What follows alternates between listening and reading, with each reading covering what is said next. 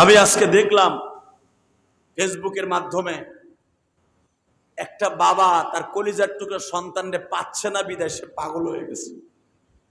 আর পাগল হওয়া স্বাভাবিক। সে পুলিশকে মারতেছে, চেয়ার মারতেছে, টেবিল দিয়ে বাইরে হইতেছে, পুলিশকে। পাগল হওয়া স্বাভাবিক, কারণ যার যায় সে বুঝে সন্তানের কি যন্ত্রণা। কথা বলেন না কেন? আপনার আমি বুঝবো না, আপনার আমার বোঝার সেই টেনশন তো নাই। কারণ এই জন্য বুঝবো না, কারণ আপনার আমার ছেলে তো ওই কষ্টের মধ্যে, আগুনের মধ্যে পড়ে নাই। ভালো করে বুঝবেন, যেই মায়ের সন্তান ওই আগুনের মধ্যে পুড়ে মারা গেছে, ওই মাই জানে তার কলিজার মধ্যে কত আগুন। ওই মা যতদিন বেঁচে থাকবে ওই ছেলের আগুন তার গায়ে যেরকম আগুনে পুড়ছে, মা বাবার কলিজা মা বাবার মৃত্যুর আগ পর্যন্ত কুড়িয়ে কুড়িয়ে পড়তে থাকবে।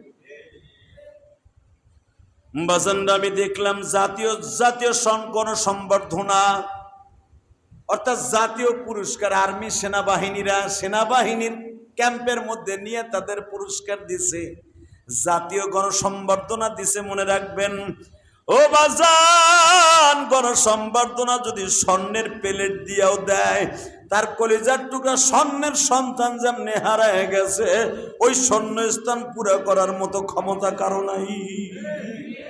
ঠিক না বেটা?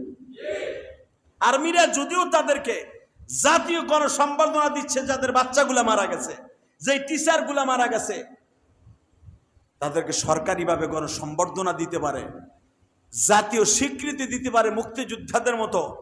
মনে রাখতে হবে, মায়ের অন্তর থেকে ওই সন্তানের স্মৃতি পৃথিবীর এমন কোনো মূল্য নাই ওটা দিয়ে শোধ করতে পারে। কথা ঠিক না? একটা মাকে দেখলাম তার বাচ্চার স্কুল ড্রেসগুলাকে বুকের মধ্যে নিয়ে চিল্লাচ্ছে আর কাঁদতেছে, এই যে আমার বাবার জুতা, এই যে আমার বাবার পোশাক, এই যে আমার বাবা সকালবেলা যেই প্লেটটা নাস্তা করে গেছিল রে, যেই প্লেটটা আমি তাড়াহুড়া করে ওরে এক প্লেট লুডুস বানায় খাওয়াইয়া স্কুলে দিয়ে আসছিলাম, এই যে সেই প্লেটটা। মা কি জানতো লুডুসের প্লেটটা চেয়ারের উপরে থাকবে, টেবিলের উপরে থাকবে, আমার কলিজার টুকরা জাদু দুনিয়ার থেকে বিদায় নিয়ে চলে যাবে?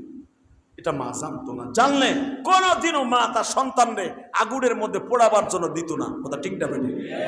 দোয়া করি আমরা, আল্লাহ বাচ্চাগুলাকে আপনার জান্নাতুল ফেরদাউস নসিব করেন। ইব্রাহিম নবী বাল্যকালে নাবালেক অবস্থায় যে বাচ্চাগুলা মারা যায়, এদের বাবা হয়ে যায় জাতির পিতা ইব্রাহিম। এদেরকে ইব্রাহিম আলাইহিস সালাতু ওয়াস সালাম নিজের হাতে, মুসলমান বাচ্চা হলে নিজের হাতে